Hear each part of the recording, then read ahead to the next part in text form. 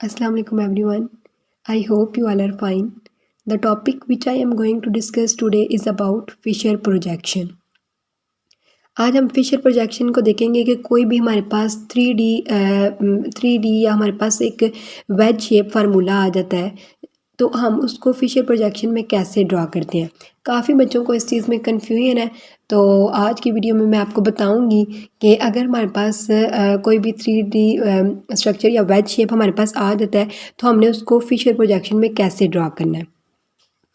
सबसे पहले तो आपको फिशर प्रोजेक्शन के बारे में पता होना चाहिए कि जो फिशर प्रोजेक्शन है ना वो हमें इस चीज़ के बारे में बताता है कि how can we form 3D projection on paper, कि हम कैसे 3 डायमेंशनल प्रोजेक्शन को 2 डायमेंशनल में कन्वर्ट करते हैं। ये चीज़ हमें फिशर प्रोजेक्शन बताता है। How can we form 3D projection on paper. Next point अगर हम देखें तो in Fisher projection carbon chain is selected and is drawn on vertical line on paper. Fisher projection draw करते हुए हम जो सबसे पहली चीज़ देखते हैं वो हम ये करते हैं कि हम कार्बन या फिशर प्रोजेक्शन जब हम कह देते हैं कि ये फाइनल हमारे पास फिशर प्रोजेक्शन है तो उसके लिए हम क्या करते हैं कि जो कार्बन चेन होती है ना वो हमारी वर्टिकल लाइन पे होनी चाहिए, ठीक है, और जो हमारे पास वेज और नॉन वेज है वो हॉरिजॉन्टल लाइन पे होना चाहिए, ठीक है। तीसरा पॉइंट इसका ये है कि wedge and non wedge bonds are on horizontal line. So basically जो कार्बन चेन है उसको हमने सिलेक्ट करना है and is drawn on vertical line on paper and wedge and non wedge bond are on horizontal line. In Fisher projection rotation by 180 is allowed. Fisher projection में जो 180 की rotation होती है ना वो अलाउड होती है, नॉट 90 की रोटेशन फिशर प्रोजेक्शन में अलाउड नहीं होती, लेकिन 180 की जो हमारे पास रोटेशन है वो फिशर प्रोजेक्शन में अलाउ होती है। अब हम देखते हैं कि इसकी क्या रीज़न है कि क्यों 180 की रोटेशन हमारे पास अलाउ है लेकिन 90 की रोटेशन अलाउ नहीं है, ठीक है। Because by rotating compound by 180 degree, जब हम किसी भी कंपाउंड को रोटेट करते हैं by 180 degree the carbon chain still remain on vertical line. क्योंकि मैंने आपको बताया कि फिशर प्रोजेक्शन जब आपका फाइनली ड्रॉ हो जाएगा तो आपने ये जो है उस चीज़ को पॉइंट करना है कि आपके जो कार्बन चेन है वो वर्टिकल लाइन पे हो और जो आपके वेज और नॉन वेज हैं वो हॉरिजॉन्टल पे लाइन पे हो, ठीक है। तो रोटेशन ऑफ 180 अलाउ है, रोटेशन ऑफ 90 अलाउ नहीं है। उसकी रीज़न ये है कि because by rotating compound by 180 degree carbon chain still remain on vertical line, कि जो कार्बन चेन होती है ना वो वर्टिकल लाइन पे ही रहती है जब हम उसको 180 की रोटेशन करते हैं।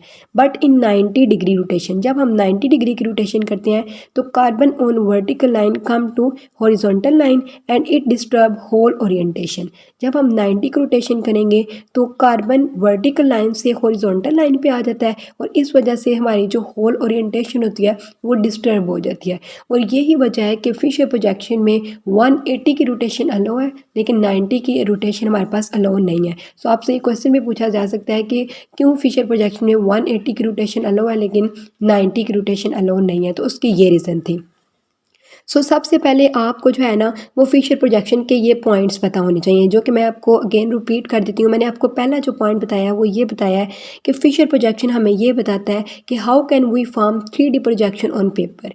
दूसरा ये कहता है कि in Fisher projection carbon chain is selected and is drawn on vertical line on paper. Third point में हमारे पास ये है कि wedge and non wedge bond are on horizontal line. In Fisher projection, rotation by 180 is allowed, not 90, because by 90 rotating compound by rotating compound by 180 degree, the carbon chain still remain on vertical line, but in 90 degree rotation, carbon on vertical line come to horizontal line and it disturb whole orientation.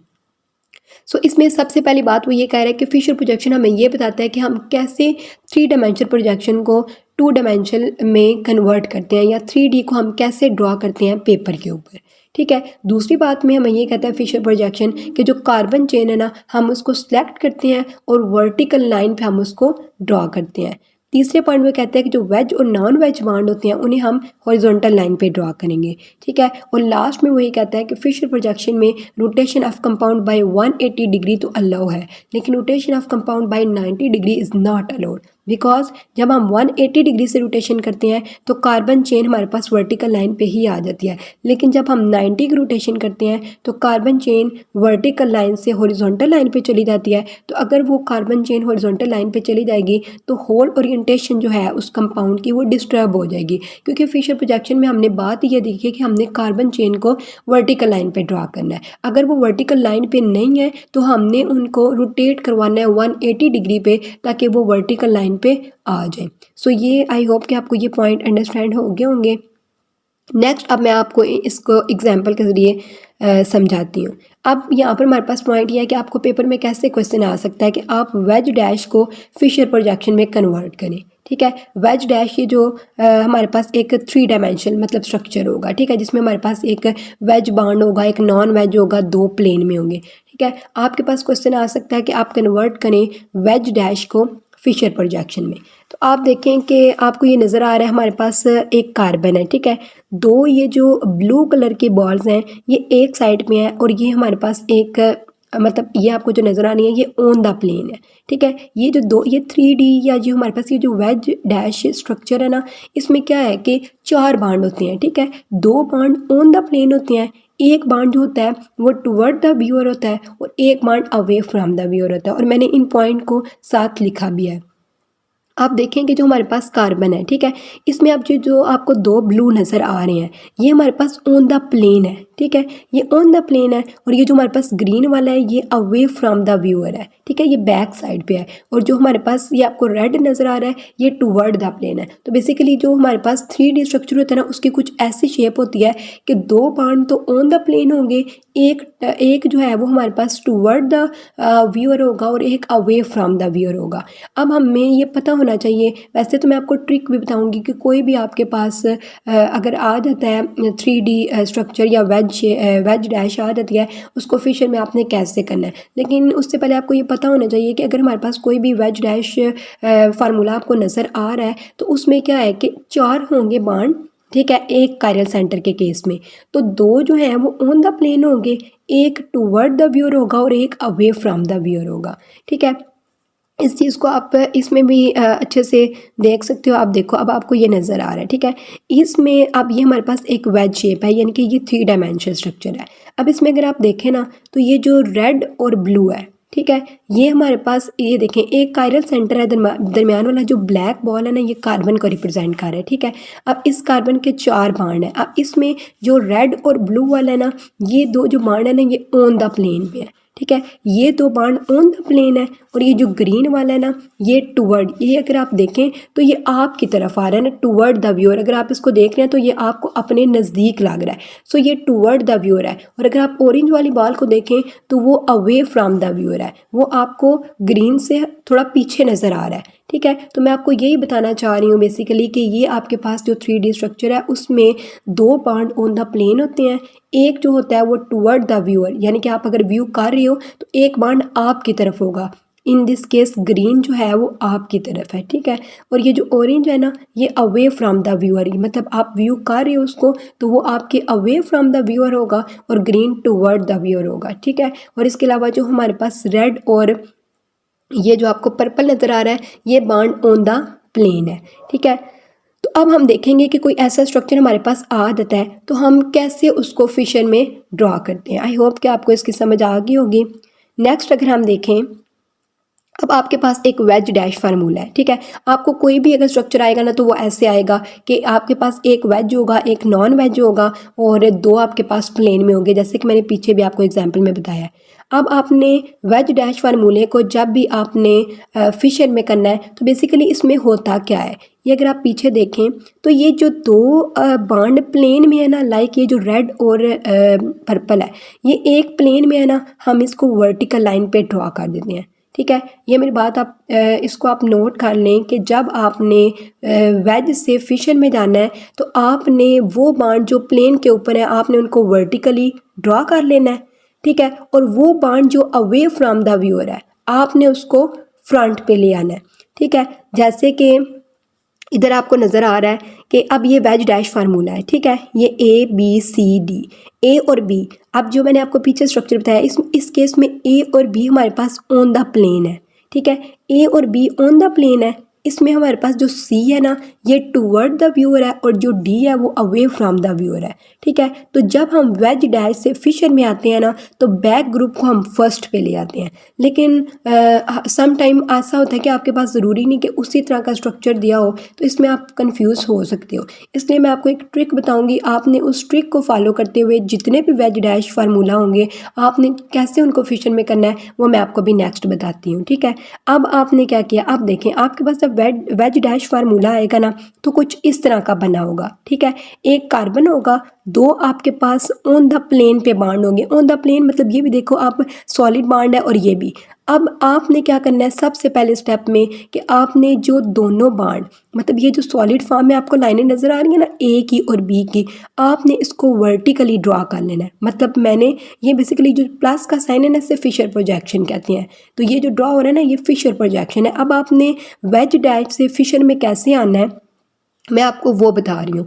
आपने सबसे पहले क्या करना है कि जो दो बाण जो आपके प्लेन ऑफ पेपर में है, अब वो कौन से दो बाण होंगे जो दोनों लाइनें एक जैसी होंगी, जो दोनों सॉलिड होंगी। मसला आपको कहाँ पे होता है, वेज पे और नॉन वेज पे। आप इस चीज़ में कंफ्यूज हो जाती हो कि हमने वेज को राइट पे रखना है या वेज को लेफ्ट पे रखना है। इस चीज़ में आपको कन्फ्यूजन होती है। लेकिन आपने बेसिकली करना क्या है कि सबसे पहले जब आपके पास वेज डैश फार्मूला आएगा आपने फर्स्ट जो काम करना है वो ये करना है कि दो बाण जो ऑन द प्लेन होंगे। अब आपको कैसे पता चलेगा कि कौन से दो बाण जो हैं वो प्लेन पे हैं।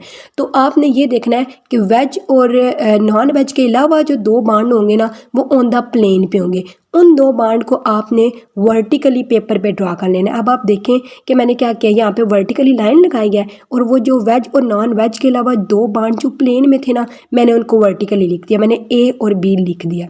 अब मसला मेरे पास ये है कि अब मेरे पास सी और डी है और सी मेरे पास वेज में है और डी मेरे पास नॉन वेज में है। ठीक है, ये जो सी का मैंने बाण बनाया हुआ है ना इसको वेज बाण कहते हैं और डी का ये जो ब्रेक ब्रेक बाण है ना इसको नॉन वेज बाण कहते हैं। ठीक है, अब आप क्या करोगे कि आपने ए बी को तो वर्टिकल पे ड्रा कर दिया, हर एक वेज डैश में आपने इसी तरह करना है कि वेज और नॉन वेज को छोड़ के जो दो बाण आपके पास होंगे उनको आपने वर्टिकल लाइन पे ड्रा करना है और उनके ऊपर जो ग्रुप लगे होंगे ना आपने उनको as it is vertical line पे ड्रा कर लिया। अब नेक्स्ट स्टेप जो कि मोस्ट इंपॉर्टेंट स्टेप है, आप इसी में कंफ्यूज होते हो कि आपने वेज को लेफ़्ट पे रखना है या राइट पे रखना है। अब आप देखें आपने वो जो हमारे पास ऑन द प्लेन बाण है उनको वर्टिकल लाइन पे ड्रा कर लिया। अब आपने ये देखना है कि ये जो बाण नीचे की तरफ है लाइक ये जो ए वाला बाण है अब ये आपके लेफ़्ट साइड पे है। ये आपने देखना है कि ये बाण जो आपके लेफ़्ट साइड पे है ना आपने अगर ये लेफ़्ट पे है तो आपने नॉन वेज को राइट पे रखना है, अगर ये राइट पे है तो आपने नॉन वेज को लेफ़्ट पे रखना है। This is the most important thing.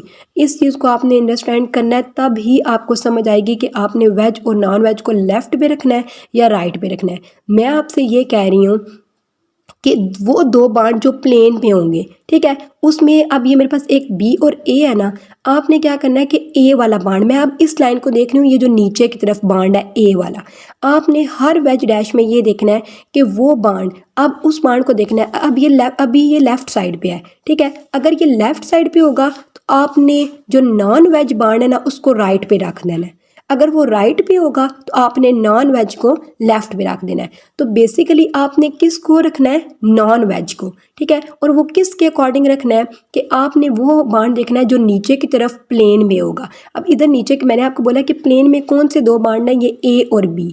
ठीक है, अब ये जो ए वाला ना ये हमारे पास प्लेन में है, अब ये लेफ़्ट साइड पे है तो आपने नॉन वेज, ये याद रखना है कि आपने नॉन वेज को राइट साइड पे रखा। तो मैंने क्या किया, नॉन वेज डी था मैंने उसको राइट साइड पे रखा और सी को वो ऑब्वियसली कि वो लेफ़्ट साइड पे आ जाएगा। तो इस तरह हमारे पास एक फिशर प्रोजेक्शन ड्रा हो गया। ठीक है, मैं आपको इसकी एग्जांपल करवाती हूँ, होप कि आपको समझ आ जाए। नेक्स्ट अगर आप एग्जाम्पल देखो तो अब आप इसमें देखो ये मेरे पास ए बी सी और डी, ये ए बी सी डी की जगह कोई भी ग्रुप लगे हो सकते हैं। अब ये हमारे पास एक वेज डैश फार्मूला है, इससे आपने फिशर में जाना है। ठीक है, अब ये जो ए बी सी डी है ना यहाँ पे कोई भी ग्रुप लगे हो सकते हैं कार्बन का या कोई भी, तो ये उसके अकॉर्डिंग आप निकाल लेना है। लेकिन जो करने का तरीका है वो यही है जो मैं आपको बता रही हूँ। सबसे पहले आपने क्या करना है, अब देखें ये जो पहली एग्जाम्पल है ना इसमें ए और बी जो बांड है ना ये ऑन द प्लेन है। अब मैंने आपको क्या बताया था कि आपको कैसे पता लगेगा कि बांड ऑन द प्लेन है, वो दोनों बांड एक जैसे होंगे, मतलब सॉलिड लाइन में होंगे। देखें ए का जो बांड है वो भी हमारे पास सॉलिड लाइन में है और जो बी का बांड है वो भी सॉलिड लाइन में है, ठीक है। अब मैंने क्या किया कि मैंने ए और बी, मैंने जब भी मेरे पास वेज डैश फार्मूला आएगा, मैंने सबसे पहले देखना है कि कौन से दो बांड ऑन द प्लेन है, मतलब कौन से दो बांड एक जैसे हैं। अब इसमें ए और बी का बांड सेम है ना, मतलब दोनों सॉलिड है। मैंने इसको उठाया, इसको मैंने वर्टिकल लाइन पे ड्रा किया और ए और बी को ड्रा कर दिया, ठीक है। मैंने ए और बी को वर्टिकल लाइन पे ड्रा कर दिया। इसमें तो आपको कोई कन्फ्यूजन नहीं होनी चाहिए कि जब भी आपके पास वेज डैश वाला स्ट्रक्चर आएगा, आपने क्या करना है कि वो दो बांड जो एक जैसे होंगे, जो सॉलिड फॉर्म में होंगे, जो ऑन द प्लेन होंगे, उसको आपने उठा के वर्टिकल लाइन पे ड्रा कर देना है। मैंने ऐसे ही किया, वर्टिकल लाइन पे ड्रा कर दिया। अब मैं क्या करूँगी कि बी, ठीक है। अब आपने ये देखना है कि वो जो ऑन द प्लेन बांड है ना, उसमें जो हमारे पास नीचे की तरफ बांड होगा, ठीक है, उसको देखना है। जिस साइड पे वो बांड होगा उससे अपोजिट साइड पे आपने नॉन वेज को रख देना है।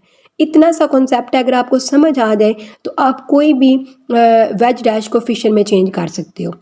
अब इसमें अगर आप देखें तो ये जो हमारे पास बी है, ठीक है, ये बेसिकली ये ए और बी ये दोनों ऑन द प्लेन पे बांड है ना। तो मैंने आपको बोला कि जो दो बांड ऑन द प्लेन पे होंगे तो वो जो नीचे वाला बांड होगा आपने देखना है कि वो कहाँ पे है। जो ऑन द प्लेन बांड में दो बांड होंगे ना ऑन द प्लेन पे, जो नीचे वाला बांड होगा ना ऑन द प्लेन पे, आपने देखना है कि वो लेफ्ट पे है या राइट पे है। उसके अपोजिट आपने नॉन वेज को रख देना है। जैसे कि इस एग्जाम्पल में आप देख रहे हैं कि बी ये हमारे पास ऑन द प्लेन बांड था।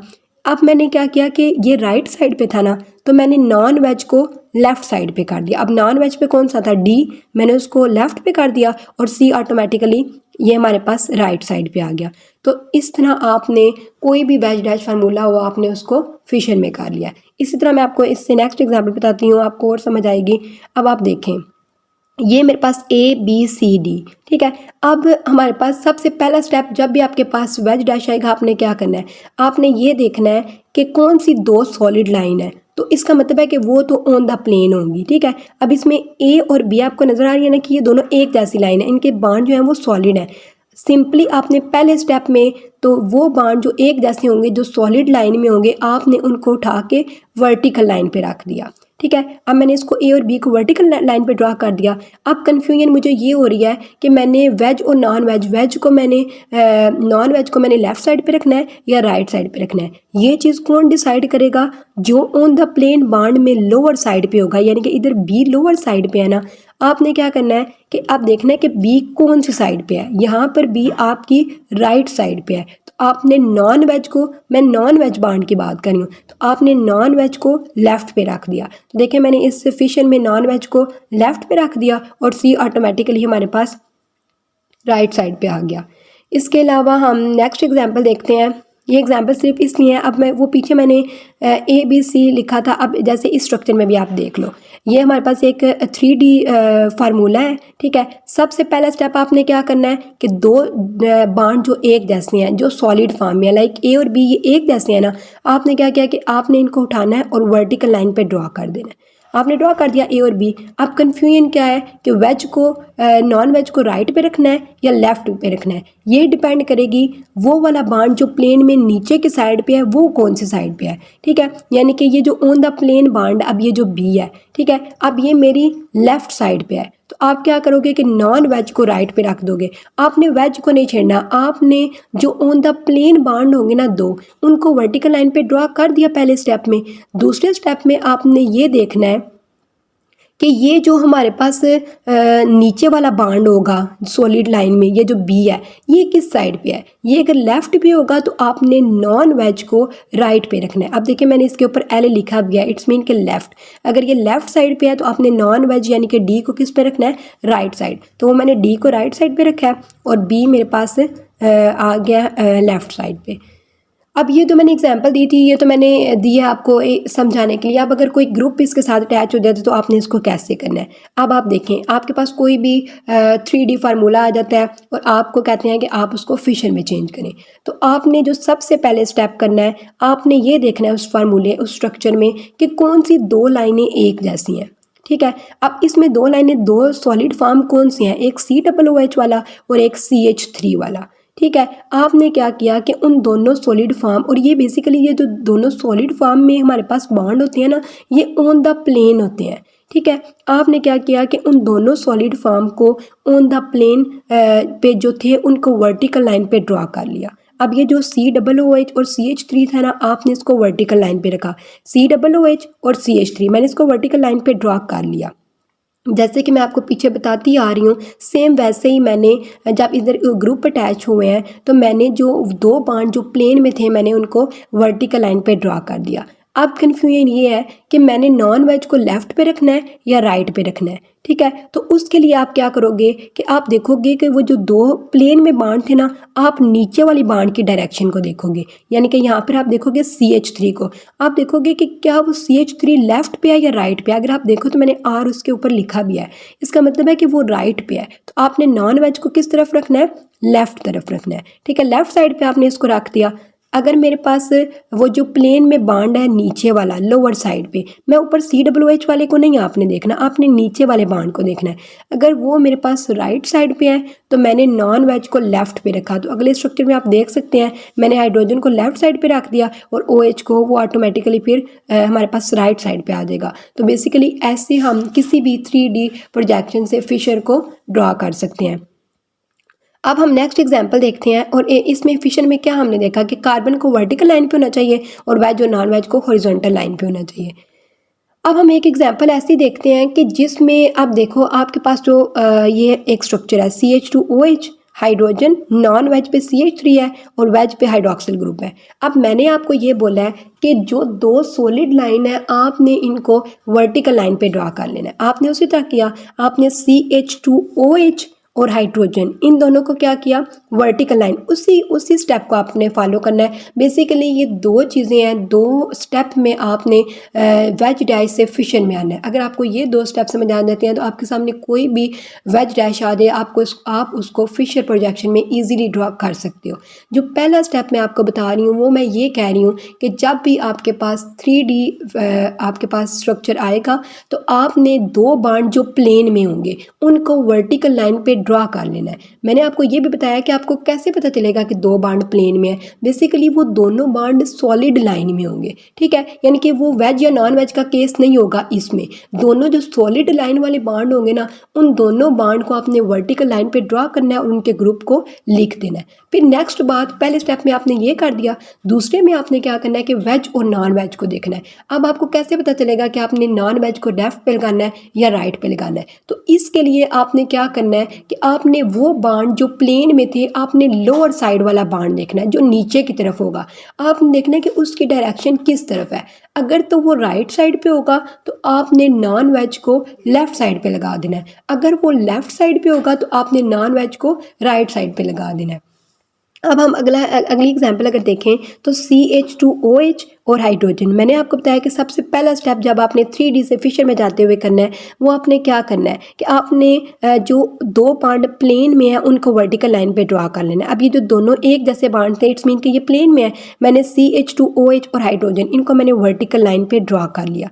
अब बात आती है कि मैंने नॉन वेज को लेफ्ट पे रखना है या राइट पे रखना है। इसके लिए मैं क्या करूँगी कि वो दो बांड जो प्लेन में थे ना उन दोनों बांड में से मैं नीचे वाले बांड को देखूंगी यानी कि हाइड्रोजन को कि इसकी डायरेक्शन किस तरफ है। अब ये लेफ्ट साइड पे है तो मैं नॉन वेज को राइट साइड पे रख दूंगी। अब ये हाइड्रोजन मेरे पास लेफ्ट साइड पे है ना, ठीक है, तो मैं नॉन वेज को किस पे रखूंगी, राइट। इसका मतलब है कि CH3 को मैंने राइट साइड पे ही रखा और OH जो उसका वेज था वो ऑटोमेटिकली दूसरी साइड पे आ जाता है। अब ये फिशर ड्रॉ हो गया है। लेकिन स्टूडेंट मैंने जब आपको इसकी स्टार्टिंग में थ्योरी बताई है तो मैंने आपको ये बताया है कि फिशर प्रोजेक्शन में हम कार्बन चेन को वर्टिकल लाइन के ऊपर ड्रॉ करते हैं। ठीक है, लेकिन अगर आप इसमें देखो तो कार्बन चेन वर्टिकल लाइन पे नहीं है। अब वो तब वर्टिकल लाइन पे होगी जब CH3 हाइड्रोजन की जगह आएगा और हाइड्रोजन यहाँ से जाएगा, तब भी हमारे पास वर्टिकल लाइन पे दोनों कार्बन के बांड आएंगे ना। इसके लिए आप क्या करते हो, डबल स्विचिंग करते हो। डबल स्विचिंग के केस में हमारे पास क्या होता है,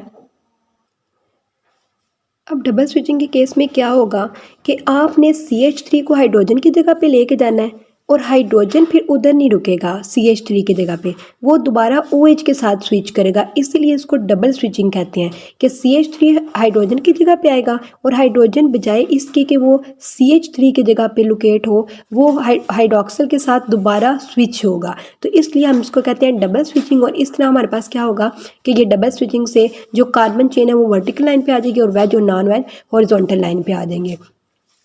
तो इसमें आपके पास कोई भी स्ट्रक्चर आ जाए, आपने सबसे पहले जो हमारे पास ऑन द प्लेन बॉन्ड है उनको वर्टिकल लाइन पे ड्रा करना है। उसके बाद वेज और नॉन वेज ड्रा करते हुए आपने ये देखना है कि जो ऑन द प्लेन बॉन्ड है उसमें जो लोअर साइड वाला बॉन्ड है उसकी डायरेक्शन किस तरफ है। अगर तो वो राइट साइड पे होगी तो आपने नॉन वेज को लेफ़्ट पे कर देना है, और अगर वो लेफ़्ट पे होगी तो आपने नॉन वेज को राइट साइड पे कर देना है।